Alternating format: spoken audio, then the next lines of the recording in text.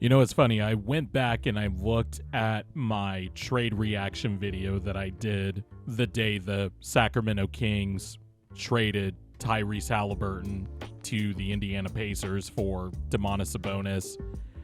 Remember that day clearly because I was at work and I literally saw one of my coworkers fall to his knees and be like, fuck this, I'm done. And that was the indicator for me to check Twitter, because obviously that was right around the trade deadline. And I saw the unthinkable.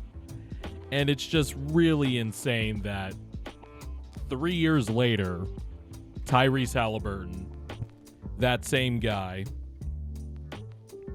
is leading the Indiana Pacers to the NBA Finals. After back-to-back conference finals appearances, by the way. That's just... I have seen some really dumb decisions here in Sacramento.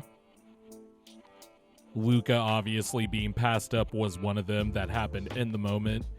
The weeks leading up to the draft, the city felt like it was a funeral because they knew they weren't getting Luka. Then they traded Halliburton, and now look at all the success the Indiana Pacers are having. And you have to give the front office credit too, because they saw something immediately with this team going back to last season after Halliburton brought a clear identity and a clear offensive style the minute he got to Indiana.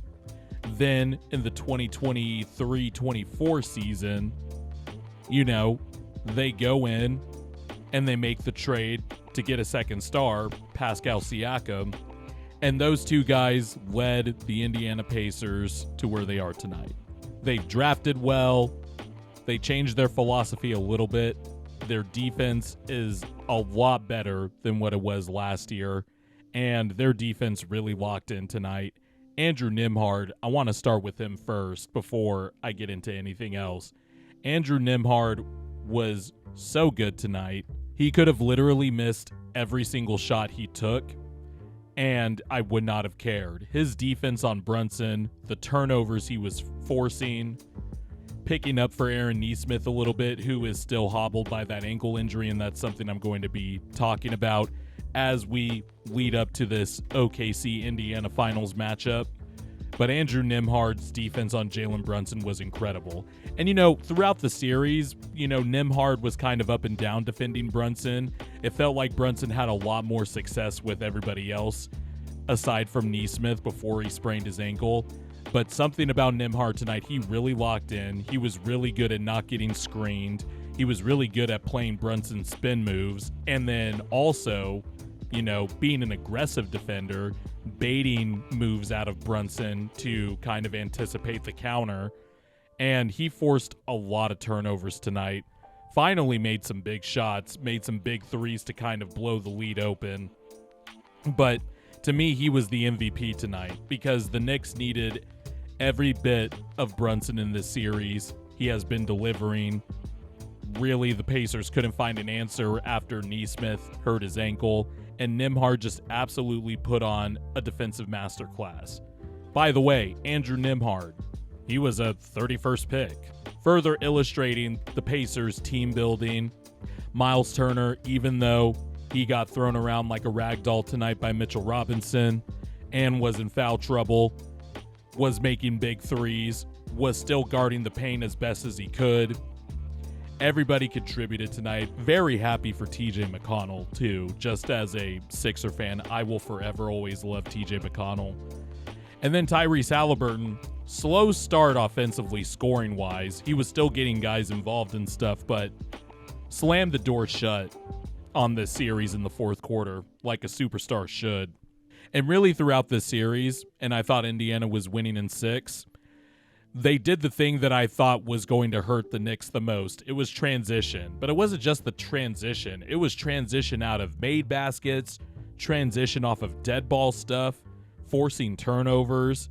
I couldn't count how many runouts the Pacers had tonight, and all series the Knicks were allowing them.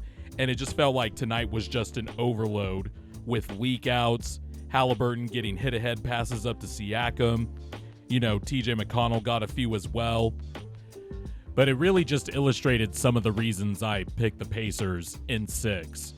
The Pacers can just score in any type of fashion. Whether it was transition, whether it was the half court, whether it was ATOs. The Pacers really just, you never know where it comes from. One of my, buddies, Ty Windish of the Eurostep podcast, he tweeted basically, you think it's going to be Halliburton and Siakam, but then it's TJ McConnell and Miles Turner that pack you up, right?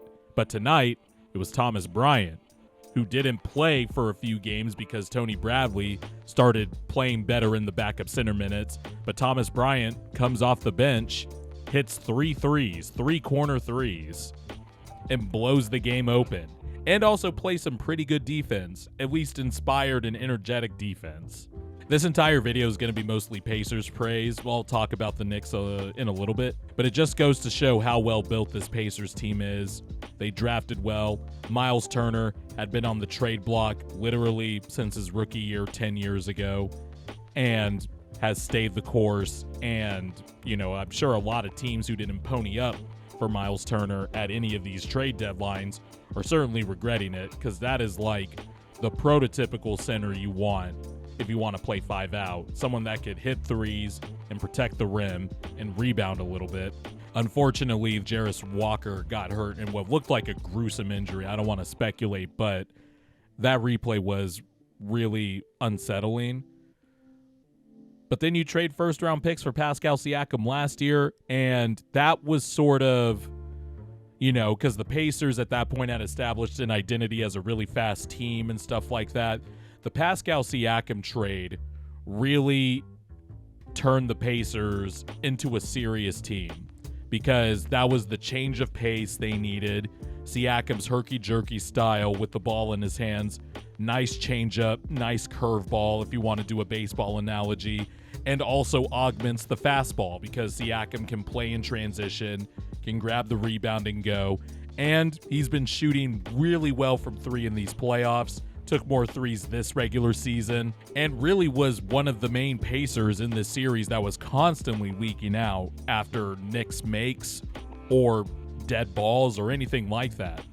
Pascal Siakam really changed a lot in this series, and I'm not really too mad at Siakam winning the conference finals MVP, because also he did have to guard Karl Anthony Towns and sometimes Mitchell Robinson, trying to box him out playing small ball 5. And whenever Halliburton was having one of his scoring droughts or wasn't aggressive, Siakam was usually the guy keeping the Pacers afloat. And he's really their true mismatch guy. Trying to get Brunson on the block. He had Deuce McBride on the block a lot. He had a lot of mismatches throughout the series, and Siakam just took advantage. Also made his threes today. Just really smart team building from the Pacers. Going up against a team that is also really built in a smart way in OKC.